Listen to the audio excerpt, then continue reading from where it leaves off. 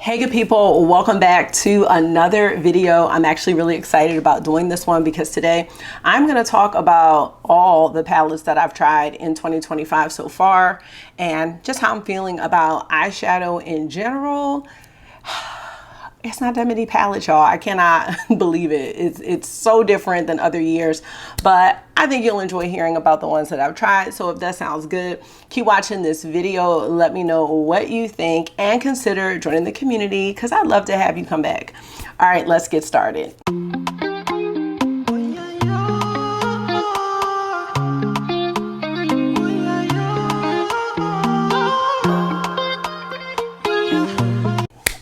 So how are you? I am feeling pretty good today.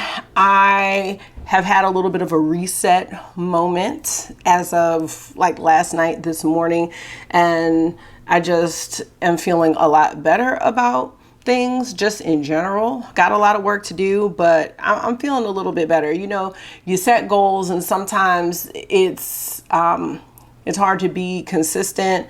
So I've fallen off a little bit, not completely, but I just had a refocus moment and I'm feeling pretty good. So I'm saying all that to say, let me know how you are doing in the comment section or the chat, whichever you prefer, and let's get to talking about these palettes. For those who are new here, my name is Kara and I am definitely on some type of makeup evolution. I'm just on a personal evolution in general regarding makeup, style, feelings about getting older. And I've tried to incorporate all of these topics into my channel as of late, but I started out doing a lot of new makeup releases, trying to keep up with the Joneses, and definitely was a huge fan and still am a huge fan of indie makeup. And over the years, I have purchased more than I've received or been gifted in PR. So I do have a mix here, but I am trying to cut back on the makeup purchases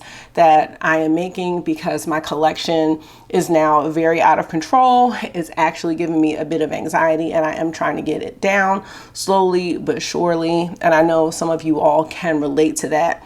I've also really changed up how I am feeling about eyeshadow, how I am applying eyeshadow. I went from trying to use as many shades as possible to no eyeshadow some days, to doing more monochromatic looks, more neutral looks, one and dones. And recently I have started to go back to incorporating some of my favorite indie shimmers, but with kind of a new aesthetic, like incorporating them with my neutral looks, and that has been really fun for me as well.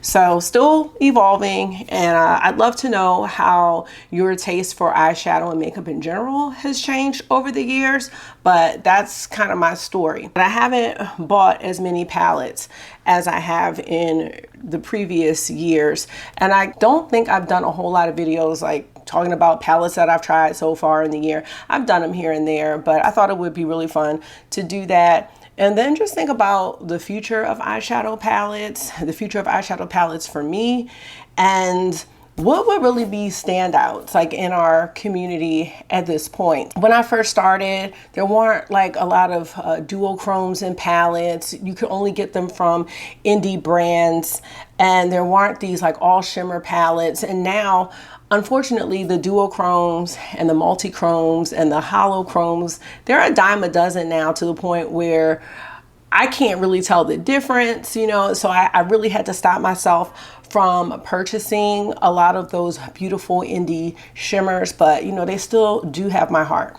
So I do have a mix here of palettes, and now we can go ahead and get to talking about them. I do have some notes in my phone, and I just want to make sure that I'm including everything that I've tried.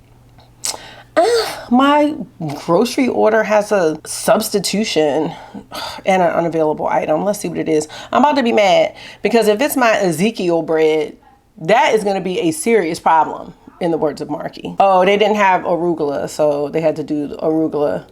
Oh, it's baby spinach. I wanted arugula. I love arugula, y'all. Okay, no Checkers fries. Okay, everything else. Oh, okay, Ezekiel bread has been acquired, yes. A couple of these palettes I know launched in the latter part of 2024. So I am including them in this video because I really didn't try them until this year. So the first palette we're going to talk about is the Nars Afterglow Tempting Palette. I did not need this palette. I was tempted and I really didn't need it. It's a cute palette. It does what it needs to do. The quality is great. It's just not a palette I really needed in my collection. What I love about this palette, I think, was that it looked different than a lot of the NARS palettes that I've seen lately. A lot of them look like kind of like rosy warms. I mean, they're just very, very similar. It's hard to tell the difference. They had the Climax palette that came out a few years ago. That was awesome. That was a cool vibe, a different vibe. And I thought this one was different as well, but it is not something that I needed. I do like that there are 9 shades here because I really haven't been gravitating towards very big palettes these days. This palette's gonna do what it needs to do. It's gonna give you a work look. It can give you a nighttime look. It can give you a anytime look. This one is pretty all-purpose, and you do have this purple pop here, which I'm actually not liking, actually.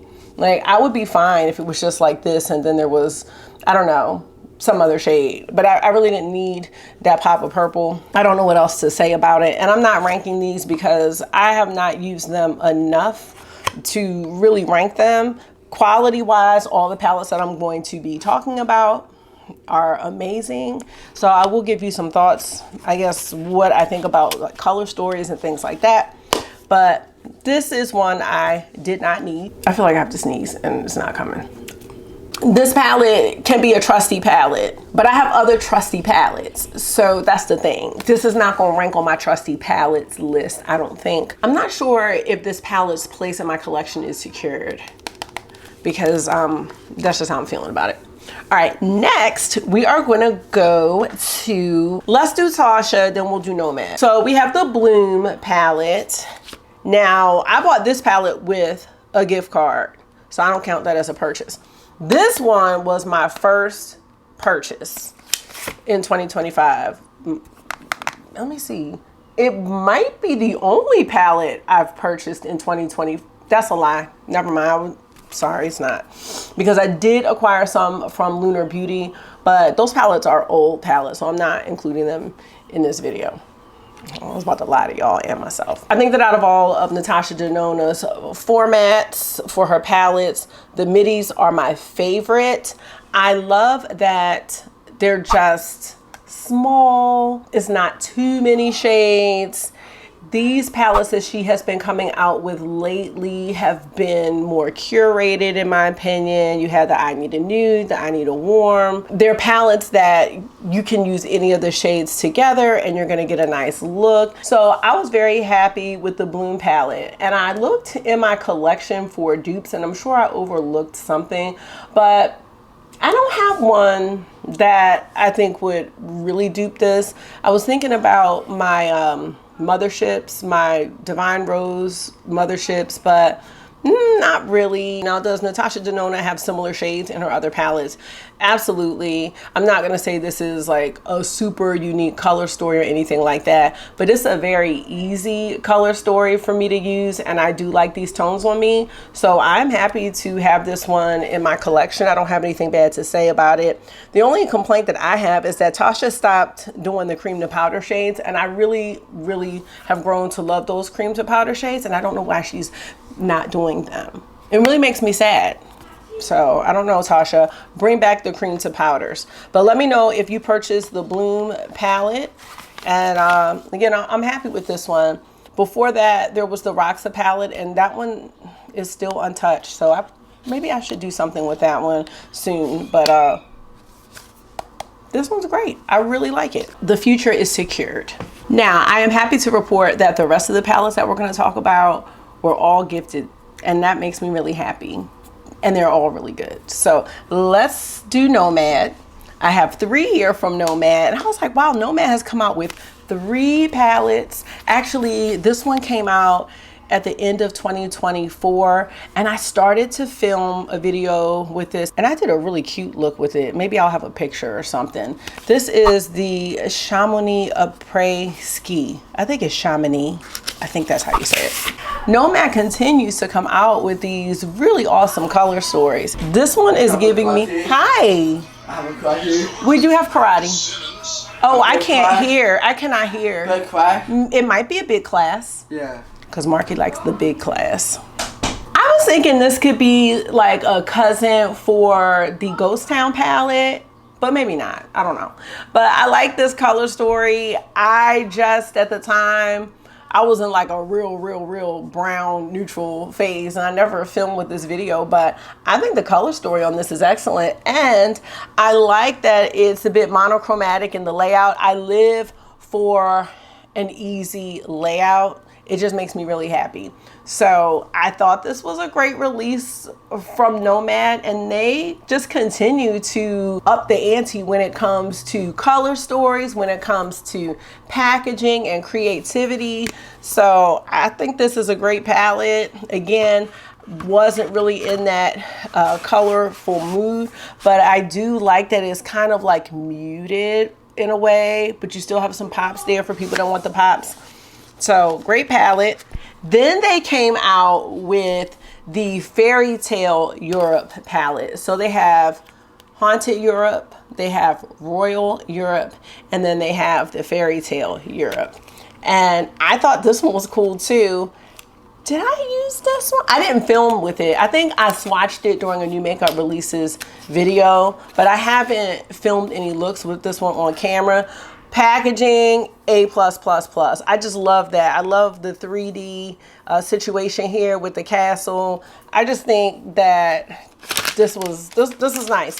What I love about this one the most is that it does speak to my neutral heart right now, where you have this row of neutral mattes, and they're really leaning neutral cool in my opinion. And then you have all these shimmers that you can use to enhance the look. And I think that was really smart because it probably appealed to a lot of people, I would think. I don't think I've done looks with this palette. I'm just talking about off camera. I really don't. So maybe I'll give this a go. But I love this. Look at this, the mirror on the wall. Who is the fairest one of all? I mean, these little touches make the releases fun, in my opinion. So yeah, Enchanted Europe. What did I say? Oh yeah, Fairy Tale Europe. Yep, Enchanted Europe, Fairy Tale Europe. They did an awesome job on this palette. And then we have the Route 66 palette, which was the most recent release. And this is another one that I was really happy with the looks. I did 3 looks with this palette, and when I saw that Nomad was coming out with another palette, and I'm not sure, they might come out with one over the summer. Their summertime palettes are a little more like too vibrant for me. Even in the past couple of years, back when I was doing like more color, they were still a little too much. But this one, I don't know if this is gonna be it for a little while from them, or they're gonna have a summertime one. But look at this, y'all. I really felt like this palette encompassed everything about Route 66, because I did a whole lot of research about the stops along the way and the shade names, and just looking at the pictures. They did a great job embodying the colors that you would see along the way if you stopped at these locations. And these little desert shades right here, those really speak to my heart. I think they did a fabulous job with this palette, and I really did have a lot of fun using it. I was able to do like a really nice neutral look. I did a green look, and I can't remember the other look I did. Oh, I did an orange look. I did, where I even used this and found a way to kind of tone it down. But I like that versatility in the shades where I could use like a setting powder to kind of tone it down and blur it out a little bit. Yeah, I had a lot of fun with this palette, so well done. Nomad is really doing it, and they continue to step up their game when it comes to the color stories and the destinations. So it's always really exciting to see what they're going to do next. Even when I don't care for the color story, I love the idea of creating palettes based on their experiences and destinations, and it just adds so much to the brand as a whole. It makes the palette more meaningful, even if it's like not my favorite thing. Next we have the Light Scatters palette, and this is a collab between Cleona and Bad to the Brow. And they wanted to send me this in PR, and something was wrong with my email. So they were like, once I got through and I saw it, I was like, oh my God, no, I really do want it. No, they sent me an Instagram and were like, we tried to reach out. They were like, if you still want it, we'll send it. So that was early this year. And I'm like, of course I want it. This is such a great companion palette, so that when you do want to add a pop of something special, like this is going to encompass everything for me. There's this one shade my friend Jamie wears all the time, and it looks like 3 shades. I think it might be this one. I'm sure it's this one. This shade is called, oh, I don't know what. They don't have shade names. But I think this is the one that she wears all the time. Well, not all the time, but it looks like 3 shades in one. So this is just going to give you like that beautiful pop, and depending on how you apply it, you can really have that like galactic eyeshadow shimmer where you see the shifts, or you can kind of just tap it on lightly and get that really beautiful wet effect. But I mean, this is like an electric shade right here. Such a really, really good palette. And Bad to the Brow, Millie, she is the perfect person to collab with Cleona because of her knowledge of the duochromes and multichromes. So yeah, this is awesome. This is something, it's a palette that I feel like I could just take traveling. It's small. So this palette's awesome. It's small. I think it's easy to travel with if you want to put it like in your carry-on bag, and then you have your neutral palette, you know, that's going to be your base palette, and then you can make a bunch of different looks adding the shimmers. So I was really happy to be gifted this one, especially because like I was not going to buy it because, you know, I'm really trying to chill out with the indie singles. So I'm really happy to have that one. And we have 2 more palettes. So the next one I'm going to talk about is the Sigma Spectrum palette. I was gifted this palette on the Creator and Friends Destined trip. I did do 3 looks with this palette, and this was my first time trying Sigma shadows. I think the quality is great. I have definitely been sleeping on Sigma, but I'm also really not trying to add in new brands like that. So as I said in my review, I probably wouldn't have looked twice at this palette because I have other neutral palettes that I'm really, really loving right now. But had I tried Sigma in the past and then gotten into the neutrals, I'm sure I would have purchased this one. The shimmers are great quality. They're very smooth, they're pigmented, and the mattes are really blendable. Again, I love me a nice layout here. This palette is really easy to navigate and use, and it really encompasses all of the base shadows that I'm really using for my mattes. I've even been doing some all matte looks, so this palette really lends itself to all of what I'm about lately. So I could even take this and then the Light Scatters and make something really beautiful with it, or just like a couple indie singles or something like that. And again, the shimmers in here are very nice as well. And finally, the last palette that my palette's about to fall, hold on, did a review of is the Agate Temptation palette from Singe Beauty, and was gifted this palette on the same trip during a Singe Beauty dinner event, which was really nice. I think that this palette is another beauty. This palette reminds me of something that you could do spring, summer, and fall. I wouldn't look at this as a winter palette, but I could wear this palette throughout most of the year. It's giving me my neutral shades that I need. It's giving me some grungy greens that I love. It's giving me that fall vibe. And then you have like some bright pops. It's giving me like some spring vibes. The price was right. Quality is very nice. And first time trying Singe Beauty. And I think that with this palette and then their Galactic Visitor palette, like they're not similar at all. 2 completely different eyeshadow palettes. So I think it was a great release. Not too big. No issues at all whatsoever. So, damn, I can't believe those are all the new palettes that I've tried, because the old me, there just would have been so many more palettes on the list. So I am proud of myself that I'm getting better at not buying so many eyeshadow palettes, but I also feel like it always transfers to something else. For a while it was fragrance, and then I've cut back on that, and now it's like back on blush, which I said I was not doing, but I'm in this like blush crush again. So I would like to get to a point where it's not always evolving to something else, and as I continue to discover my personal style, I think I'll know like right away like whether something will work for me or not. And honestly, a lot of things are going to work for me. So it's more about having the discipline and thinking about my goals, and is buying this blush or this perfume or this palette helping me work towards the other goals that I have, and just really keeping that in the forefront of my mind.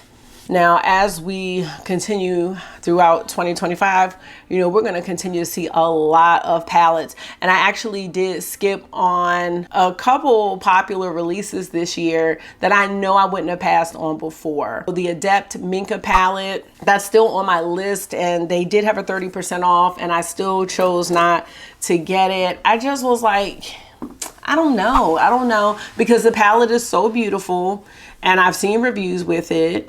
And I'm just like, why don't I want this? Like, I do want it, but something is stopping me from pushing the button on it. I also skipped on the Emo palette. Now, the Emo palette is probably my favorite of the two. And when they restock that one, I might get the Emo palette. That one is gorgeous. I'm not sure if it's the mattes in these palettes that's throwing me off. I know the shimmers are going to be great. Adept is also revamping their Seahorse palette, which is another one I'm thinking about, even though I know I do not need the new Seahorse palette. And I love the old Seahorse palette, but I really do like Adept. But for some reason, I have just skipped on them this year so far. The other palette that I skipped on, y'all, was the Mothership 12.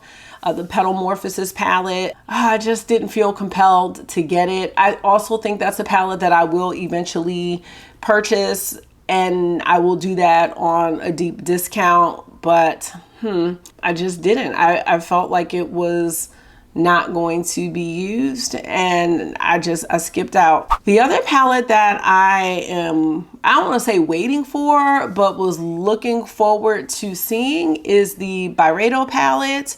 I did purchase the Mineralscapes palette last year, and I liked it, and that's a palette I should pull out. That's a great palette for just everyday one and done eyeshadow looks, but I'm not sure what's going on with the Byredo palette. Maybe they're taking a break like Pat, I don't know, but I do believe that palette usually has been released by now, so I'm not really sure. There have been a plethora of indie palettes that have come out from brands that I love: Unearthly, Fantasy Cosmetica. I haven't bought from Blends in a while. I'm happy with the eyeshadows that I've purchased. I did tell you I purchased a few from Lunar Beauty because they had a 34% off sale, and there were some palettes that I had been looking at for probably a couple of years, but that's it. So when I think about eyeshadow palettes for the future, I don't know, so many of us, even those who don't have YouTube channels, have these big collections. So I was just trying to think, like, what is going to be the standout that's gonna make me want to purchase something? Like, if I didn't purchase Adept Emo, I'm like, what is wrong with me? Like, what is a palette going to have? I'm really not sure what that something is, but one of the things that I know I look for now is a more curated color story. I really don't want something that I have to think a lot about. I don't want to have to think about what colors are going to go together. Most times when I do my makeup, I am pressed for time and I want something that's going to look good. Sometimes I do want the opportunity to have a special shade or two, so it's nice to have something like that. But I really want something that's tried and true and trusty. So I'm looking for more curated color stories these days. And even with that, I do have a lot of those. I'm also looking at the size of the palettes. I really don't want anything that is too big. And I think we're gonna start seeing smaller, more curated color stories. I mean, 15 shades is getting up there for me. The 12 pan palettes I'm liking, the 9 pan palettes I'm liking. I think 12 might be the sweet spot for me with eyeshadows, but I really don't mind the 15 or 16. But when we're getting into these like big mega palettes, I'm finding myself not going for those palettes anymore. It's overwhelming and I don't really need all of that. I can do the 18, but it really depends. I'm also looking for something that's not bulky, you know, that's not going to be really cumbersome, because I do plan on doing some more travel. And I think the other thing that we're going to start seeing, and we're seeing it with Hourglass now, is the ability to customize your own palettes, because so many of us have these large collections.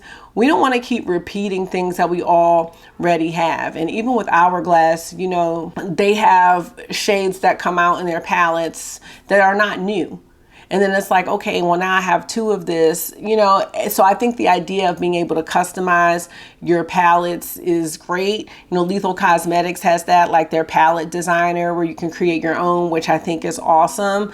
You do have to want to customize your palette, you know, and some people don't like to do that. I in particular do.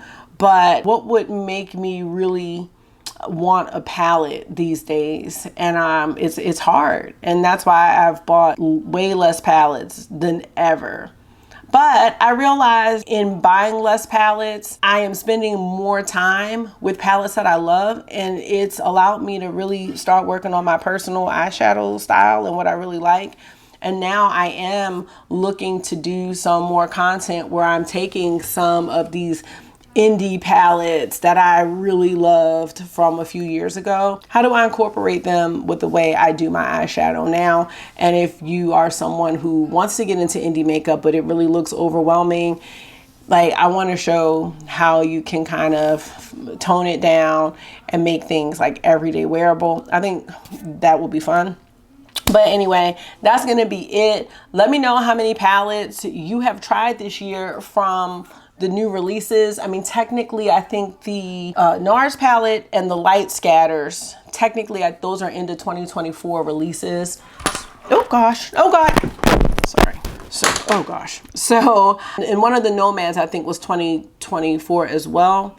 So I have the 2 Nomads, the Spectrum, the Bloom, and the AGOT Temptation. I think those are technically from 2025. So that's 5 new eyeshadow releases. So let me know what you've tried this year, what you're loving, what you're not loving. Are you having any makeup regrets? I still have makeup regrets from stuff I bought years ago. So I am still working to get this collection down some. But yeah, let me know your thoughts. I always love talking about makeup and just how our styles are evolving as we are getting older or as trends change. And I'm not really too much into the trends. I think that over time, I'm just starting to realize what I think looks best on me, and that could change at any time, but I'm really settling into myself, and it's been a really fun process. So let me know where you are on the journey, and I'm gonna get on out of here. Thank you so much for taking out some of your time and hanging out with me for another one today. I do hope this was therapy for you. It always is for me. And until I see you again, make sure you are being gentle with yourself. Talk to yourself nice, stay safe, and I will see y'all in the next one. Bye. Go on,